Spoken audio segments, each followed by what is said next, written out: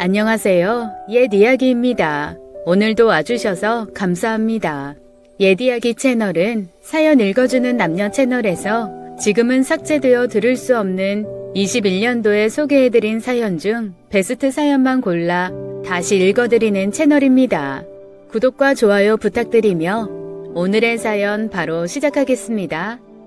안녕하세요. 저는 어려서부터 현모양처가 꿈인 평범한 여자였습니다. 요즘 세상에 무슨 현모양처냐고 시대가 어느 시대냐고 하시는 분이 있을지 모르겠지만 저는 어려서부터 사랑이 없는 결혼 생활을 해오신 부모님 밑에서 자라서 남들이 볼 때는 지극히 평범한 것들에 대한 행복을 하나도 누리지 못하며 살았어요.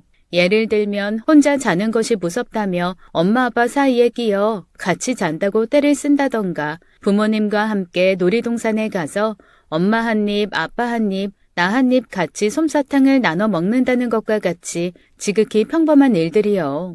저의 어릴 적 이야기를 잠깐 해볼게요. 저는 외동딸로 정치하시는 아버지, 미술관 관장이었던 어머니 밑에서 아주 유복하게 자랐어요. 아버지는 권력과 재력에 대한 야망을 가지고 계신 분이셨고 어머니와는 선을 봐서 결혼을 했다고 했습니다. 저희 아버지 집안은 대대로 정치하는 집안이고 저희 어머니 집은 대대로 화랑을 하는 집이었어요. 정치인 집안과 예술인 집안의 결혼은 남들 보기 좋은 구색에 불과했죠. 어머니 집은 정치하는 아버지 집안의 돈만 보고 결혼을 시킨 것이고 아버지 집은 예술하는 어머니 집안에 고상한 타이틀이 필요해서 결혼을 시킨 것이었어요. 지금 어머니가 가지고 있는 미술관도 결혼할 때 아버지 집에서 해주신 것이었죠. 서로의 조건만 보고 한 결혼이었어요. 심지어 어머니는 그때 당시 사랑하는 남자가 있었다고 했어요. 그 남자를 버리고 아버지와 결혼한 것이었죠. 아버지 집은 남자아이를 낳아 정치의 대를 잇기를 원하셨고 어머니는 저를 낳고는 더 이상 자신의 몸이 망가지는 것이 싫다며 아이를 원하지 않았다고 해요. 그러자 아버지 댁에서는 난리가 났고 그 압박에 못 이겨 2번이나 유산하면서까지 낳은 아이가 제 남동생이었어요. 어머니는 이제 남자아이를 낳았으니 더 이상 자신의 삶을 터치하지 말라고 했고 아버지의 대외적인 활동 때만 다정한 부부가 되었어요. 쇼윈도 부부였죠. 아버지의 정치 활동에 이혼이라는 오점은 있을 수 없는 일이었고 어머니의 화교 활동에는 아버지의 막대한 지원금이 필요했기 때문이었죠. 제가 초등학교 6학년 때 저는 아버지에게 다른 여자가 있다는 것을 알았어요.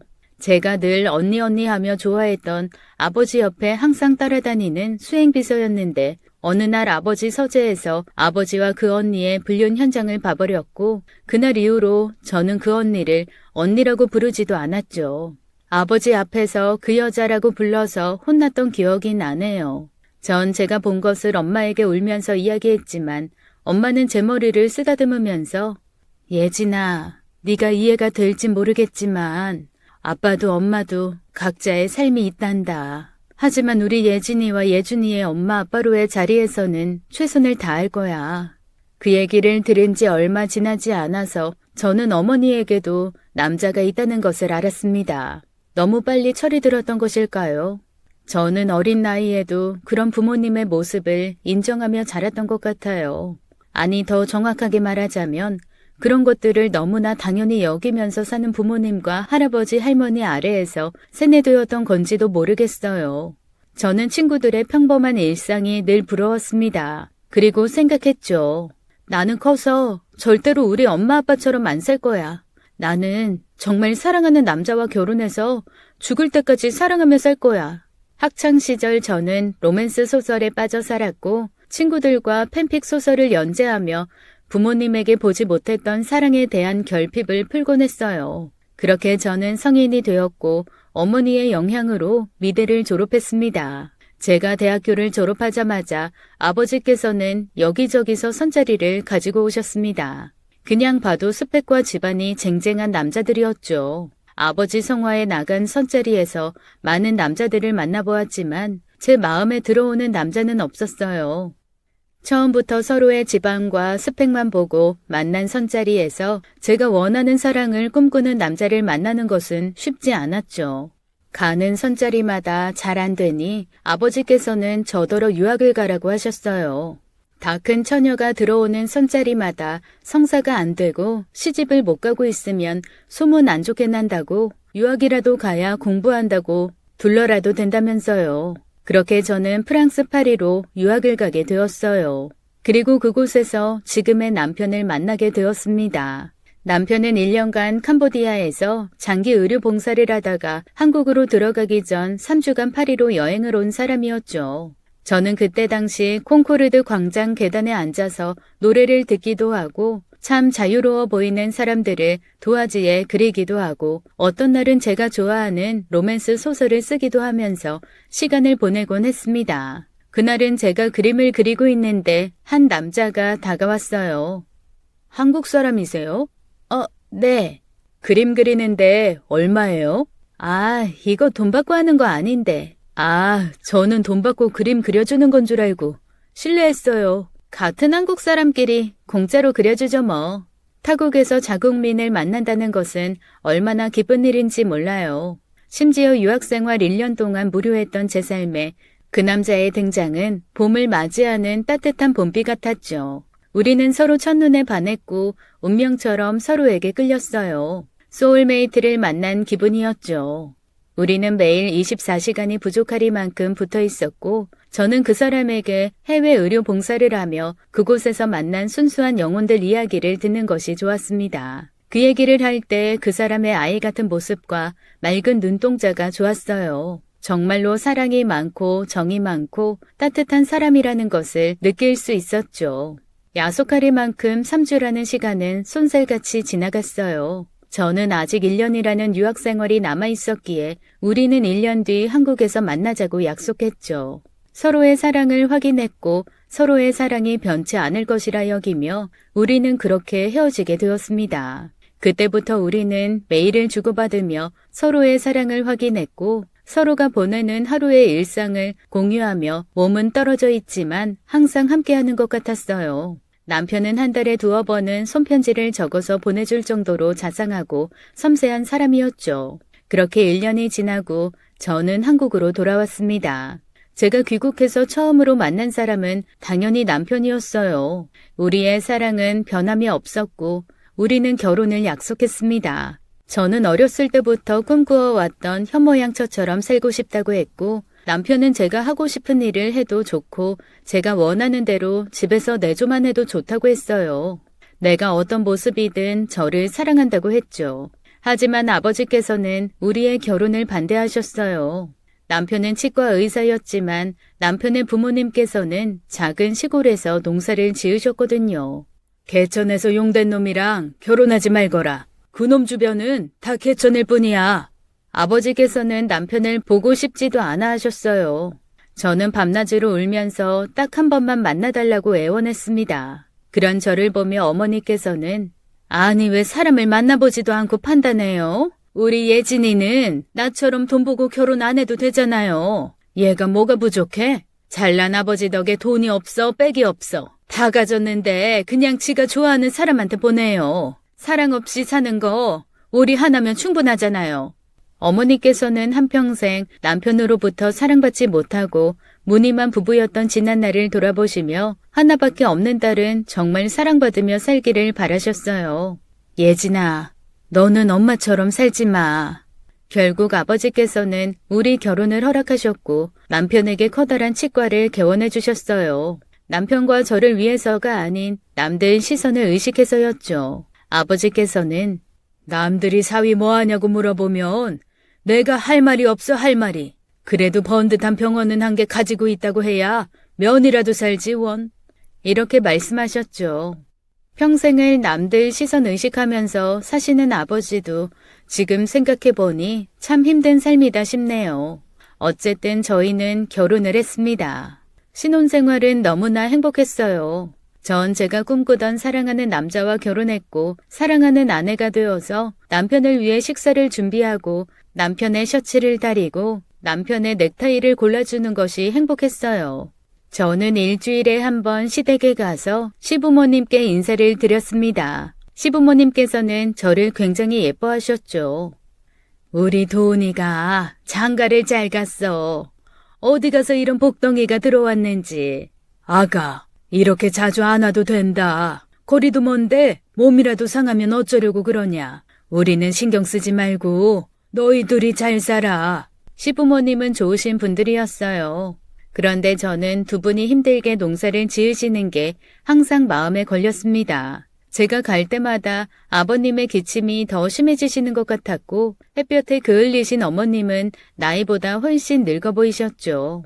그렇게 두 분을 뵙고 오는 날이면 좋은 외제차에 에어컨 빵빵하게 틀고 다니는 제가 괜히 죄송했어요. 그래서 한 번은 남편에게 여보, 어머님 아버님 너무 힘들게 일하시는 것 같아. 자기 공부시키느라 고생만 하셨잖아. 농사 그만하시고 우리가 모시고 사는 건 어때?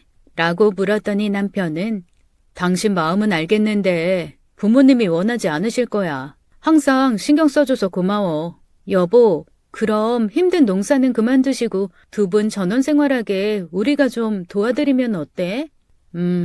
매달 생활비 보내드리는 것만으로도 감사해 하시는 분들인데. 내가 아빠한테 말씀드려 볼게. 평택에 있는 전원주택, 거기 아무도 쓰는 사람도 없는데 어머님, 아버님 거기로 모신다고 말씀드리자. 아, 그건 좀. 우리 결혼할 때 아버님께서 병원도 해주셨는데. 집을 왜 그냥 놀려. 앞에 텃밭도 있고 어머님, 아버님 거기서 노후 생활하시면 딱일 것 같은데.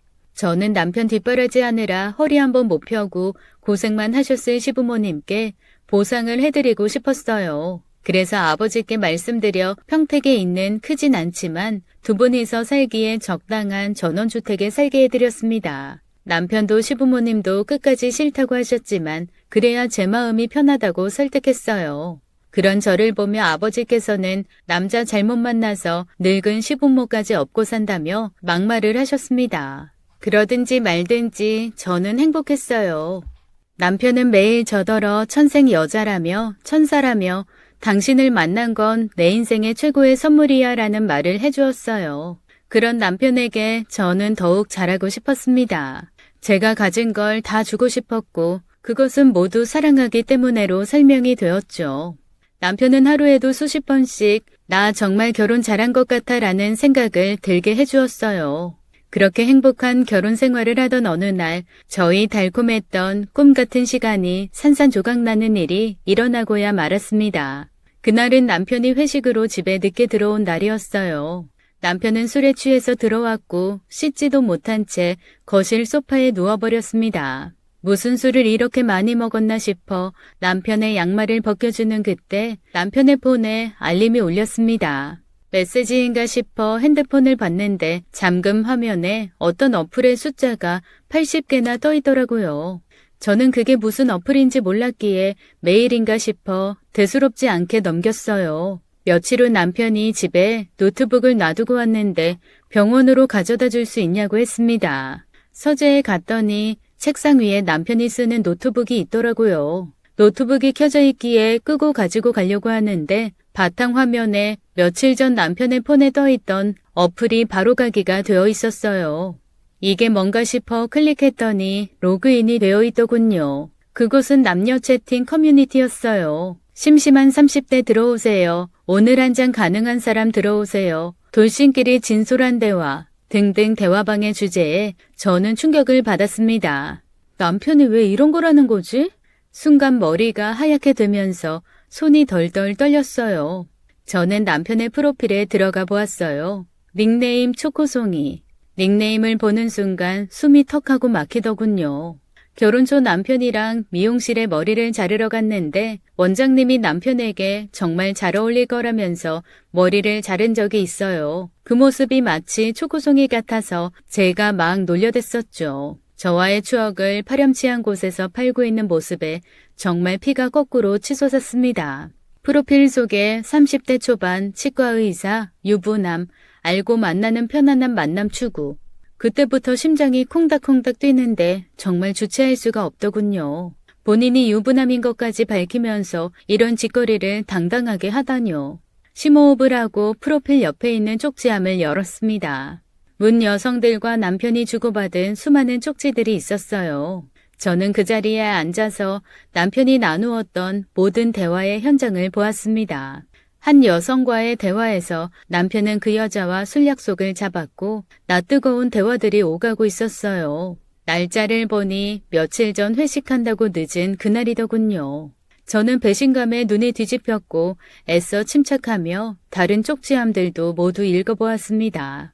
그 커뮤니티 속 남편은 제가 알던 남편이 아니었어요. 자상하고 섬세하고 마음 약한 저밖에 모르는 애처간 남편의 모습은 어디에도 없었습니다. 직설적이고 성적 욕구가 강했고 퇴폐적인 남자였어요. 눈물이 났습니다. 믿을 수가 없었습니다. 내 모든 것을 다 주고도 부족했던 너무나 사랑하는 내 남편의 두 얼굴, 당장 찾아가서 따지고 싶었어요. 도대체 이게 뭐냐고, 어떻게 나한테 이럴 수 있냐고. 그 순간 아버지의 말이 떠올랐습니다. 남자는 배부르고 등 따뜻하면 다 한눈 판다. 그 인간이라고 안 그럴 것 같으냐? 사랑이 밥 먹여준다더냐? 네가 말하는 그 사랑이 영원할 것 같으냐고. 결혼 반대할 때 아버지께 들었던 수많은 말들이 생각나면서 저는 엉엉 울었습니다. 아버지께 보란듯이 사랑으로 잘 사는 모습을 보여주고 싶었는데 남편의 두 얼굴을 보는 순간 모든 것이 무너져 내렸어요. 제가 틀렸던 걸까요? 정신없이 울고 있을 때 남편에게서 전화가 왔습니다. 여보, 왜 이렇게 안 와? 무슨 일 있어? 아니야. 미안. 갑자기 현기증이 나서 잠시 누워 있었어. 괜찮아? 여보, 오지 마. 내가 지금 집으로 가지러 갈게. 저는 말도 안 되는 대화들을 보면서도 이 상황을 믿을 수가 없었습니다. 제가 걱정되어 지금 당장 집으로 온다는 남편을 믿고 싶었어요. 남편의 진심을 알고 싶었어요. 그래서 저는 그 커뮤니티에 가입을 했습니다. 그리고 남편의 아이디를 검색해서 쪽지를 보냈죠. 1시간이 지났을까 남편에게서 답장이 왔어요. 지금 채팅 가능? 그렇게 두 얼굴의 남편과의 채팅이 시작되었습니다. 우리는 매일 채팅을 했어요. 누구보다 남편에 대해 잘 알고 있었던 저는 좋아하는 취미, 좋아하는 음악, 좋아하는 영화까지 모두 남편의 성향대로 맞추며 남편으로 하여금 정말 대화가 잘 된다며 이렇게 잘 맞는 여자는 처음이라는 소리를 들었습니다. 그렇게 남편과 하루에 몇 시간씩 채팅을 하고 언제부턴가는 자신의 고민을 터놓기도 했죠. 그 고민 중에는 저와의 잠자리가 맞지 않다, 만족스럽지 않다 등 수치심을 느낄 정도의 내용들이었어요. 잠자리 안 맞으면 이혼감인데? 에이, 이혼은 절대 안 하죠. 제 돈줄인데. 남편은 결혼할 때 처가댁에서 병원을 해줬다부터 차와 집도 다 처가댁에서 해주었고 자신의 부모님 집까지 지금 뜯어놓은 상태라고 했어요. 뜯어놓은 상태. 어이가 없었습니다. 제가 돈줄이었어요. 아내랑은 어떻게 만났어요? 남편은 자신의 이야기를 굉장히 오랜 시간 해주었어요. 가난한 농부 아들로 태어나서 가난을 벗어나는 방법은 출세하는 길뿐이 없다고 생각해서 미친 듯이 공부했어요. 의대에 합격했는데 졸업하고 잘 나가는 집 애들은 부모님이 병원을 개원해주기도 하고 유학 가서 공부를 더 하기도 했죠. 가난했던 저는 의료봉사 1년을 가면 교수님 추천으로 내가 원하는 병원에 들어갈 수 있다고 해서 1년 봉사를 갔어요. 한국으로 돌아가기 전에 처음으로 여행을 가보자 해서 아끼고 아껴 모은 돈으로 프랑스 파리를 갔어요. 돈이 없던 저는 먹을 것도 제대로 못 먹었고 허름한 곳에서 잠을 자야 했죠. 그래도 프랑스 파리에 있다는 것만으로도 위안을 삼았어요. 거기서 지금의 아내를 만났고요. 한눈에도 부잣집 딸이라는 걸 알 수 있었죠. 어렵게 자란 저와는 달리 뭐든지 겁이 없고 과감하고 걱정 없는 아내 모습이 신기했어요. 그때 당시 저는 한국에 결혼할 여자가 있었기에 그냥 한순간 불꽃놀이처럼 즐겼고 저는 한국으로 돌아왔어요. 그리고 아내는 잊혀갔어요. 그냥 한날의 꿈 같은 거였죠. 그런데 한국으로 돌아와서 다시 가난한 현실을 마주하니 문득 아내가 생각났어요. 아내와 주고받은 메일에서 아내의 부모님이 이름만 대면 다 아는 사람들이란 걸 알게 됐고 알아보니 제가 생각한 것 이상으로 아내 집이 부자였어요. 내 출세길은 그 여자밖에 없겠다는 생각이 들더라고요. 이 여자를 잡아야겠다는 생각에 저는 8년 사귄 여자친구를 버렸어요. 남편의 이야기를 듣는데 눈물밖에 나지 않았어요. 아, 이 남자는 내 돈을 사랑했던 거였구나. 나를 사랑하지 않는구나. 출세를 위해 결혼을 약속한 8년이나 사귄 여자를 버릴 만큼 잔인한 남자였어요. 소름이 끼치더군요. 그래도 결혼에 성공하셨네요. 하하, 사랑밖에 모르는 여자가 세상에서 제일 쉽죠. 난 너밖에 몰라. 당신만 있으면 돼. 이것만 해주면 되거든요. 웃고 있는 저 남자는 더 이상 제가 사랑하는 사람이 아니었어요. 저는 복수하고 싶었어요. 저를 이용한 대가, 사랑 없이 결혼한 대가를 치르게 하고 싶었어요. 저더러 이곳에서 만난 여자들이랑은 다르다면서 지금까지 여기에서는 의미 없는 하룻밤을 원하는 사람들밖에 없었는데 이렇게 대화가 잘 통하는 사람을 만나니 기쁘다고 하더군요. 누구에게도 얘기하지 못했던 진짜 자신의 속마음을 다 얘기할 수 있어서 후련하고 제가 너무 편하다라나 뭐라나요. 제가 자기 인생의 쉼터 같답니다. 고해성사 같답니다. 하지만 양심의 가책은 없었어요. 아내가 저희 부모님께 전원주택을 해주자고 했을 때 저와 부모님은 한사코 거절했지만 그건 다 예상된 시나리오였어요. 저희 부모님께 아내가 집에 가면 더 힘든 척하며 농사일이 고된 척하라고 했죠. 사실 그때 부모님은 농사를 짓고 있지도 않았어요. 저가에 놀고 있는 전원주택이 있다는 걸 알고는 저희 부모님께도 그 집 얻어내야 하니 연기를 잘 하라고 했었습니다. 착한 아내는 덥석 잘도 물더군요. 부잣집 며느리 얻어서 저희 부모님도 편하게 살아요. 인생이 이렇게 쉬운 거더라고요. 지금까지 시부모님이 제 앞에서 했던 많은 행동들이 다 연기라는 것을 알게 된 후 저는 치를 떨었습니다. 허리가 아프다는 둥, 올해는 수확이 없다는 둥, 집이 오래돼서 너무 춥다는 둥, 그 남자 말대로 너무 착한 제가 덥석 물었네요. 하지만 그 남자는 저를 사랑밖에 모르는 천사인 줄 알았지만 아주 중요한 것을 놓치고 있었나 봐요. 저는 피도 눈물도 없는 정치인의 딸이라는 것을요. 피는 못 속이죠. 이런 일을 당하고 나니 저는 독해지더라고요. 제 속에서 칼날을 갈며 저는 아버지를 찾아갔습니다. 저는 아버지께 이 모든 사실을 말씀드렸고 아버지는 당장 그 인간 잡아오라며 소리질렀지만 저는 제 방식대로 복수하고 싶었어요. 남편과 저는 또 채팅을 했습니다. 시간이 지날수록 남편은 저를 만나고 싶어 했죠. 만나서 이야기를 나누고 싶다고 했고 제가 궁금하다고 하더군요. 이렇게 잘 맞는 여자는 처음이에요. 너무 특별한 사람 같아요. 우리 만날 수 있을까요? 초코송이님, 저도 너무 보고 싶지만 지금은 힘들어요. 사실 친정아버지가 치매예요. 며칠 전부터 제가 간병하고 있어요. 한시도 자리를 비울 수가 없네요. 남편은 요양원에 모시는 것이 어떠냐며 자기가 소개를 시켜주겠다고까지 하더군요. 아니에요. 지금 제 형편에 간병인을 쓸 여력이 안 돼요. 퇴직금 신청해놨으니까 그때까지는 자식들이 돌아가면서 돌봐드려야 할 것 같아요. 저는 구구절절 가난했던 어릴 적 이야기와 하고 싶은 것도 제대로 하지도 못하고 컸던 이야기, 그래서 마음이 늘 외로웠는데 당신과 채팅하면서 너무 위로가 되었다는 등등 우는 소리를 했어요. 제가 안타까웠는지 아니면 본인의 재력을 자랑하고 싶었는지 남편은 저에게 대뜸 돈을 대주겠다고 했습니다. 참 피가 거꾸로 솟더군요. 기가 막혀서 말이 안 나오더군요. 얼굴 한번 안 본 여자에게 1,000만 원이라는 큰 돈을 보내겠답니다. 제가 너무 안타까워 도와주고 싶다며 돈은 천천히 갚으라고 했어요.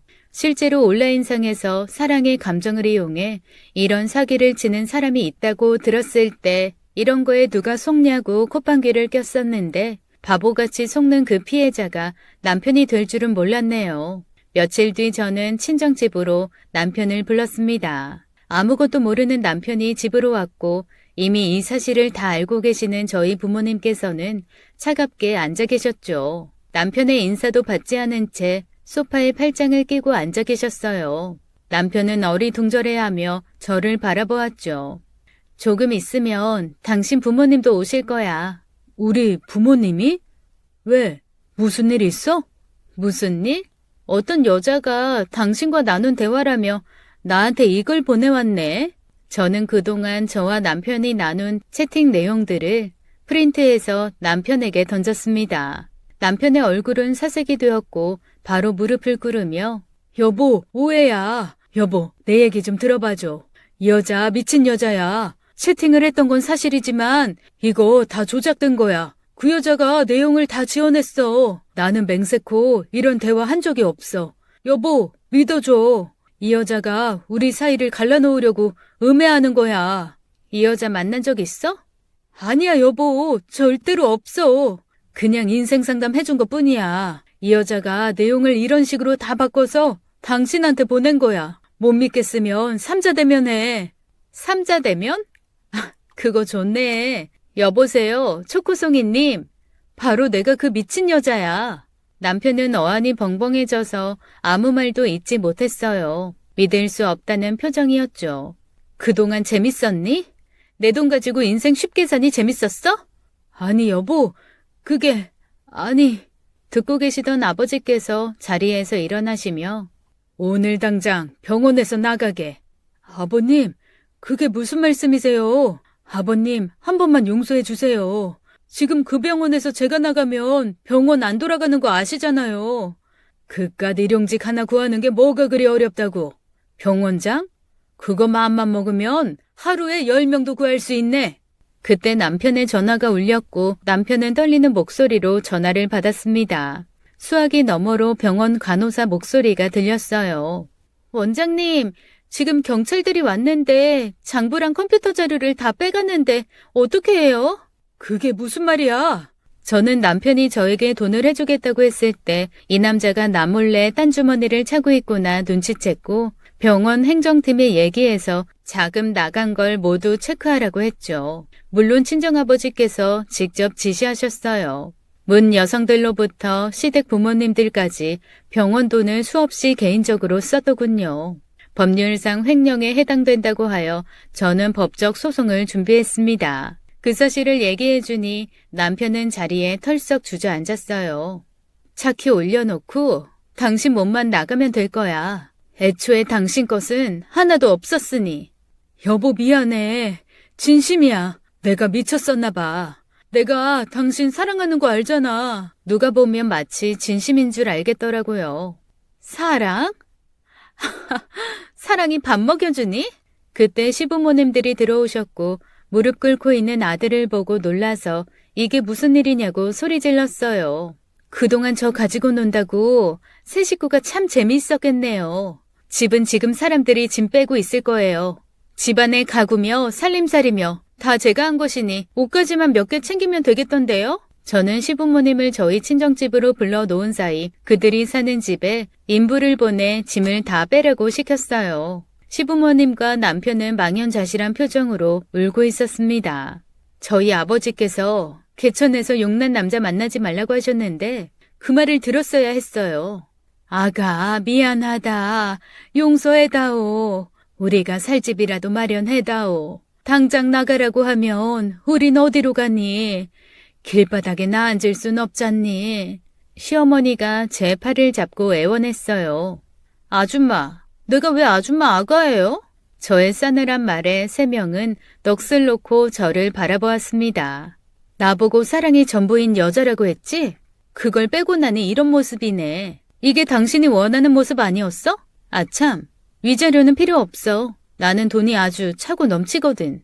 그렇게 저는 이혼했습니다. 마지막까지 남편은 빌었지만 저는 받아주지 않았어요. 제 사랑을 기만한 대가로 그 남자는 나락으로 떨어졌습니다. 그 이후 저는 남자를 믿지 않게 되었어요. 그 덕에 어머니의 미술관을 물려받아 제 능력을 인정받으며 살고 있어요. 전 제가 타고난 현모양처인 줄 알았는데 아니었어요. 그 인간 덕에 진짜 제 모습을 찾은 것 같아 그거 하나 고맙네요.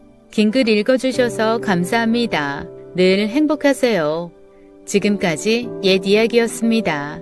끝까지 함께 해주신 여러분 감사드리며 저희는 다음 사연으로 돌아올게요. 감사합니다.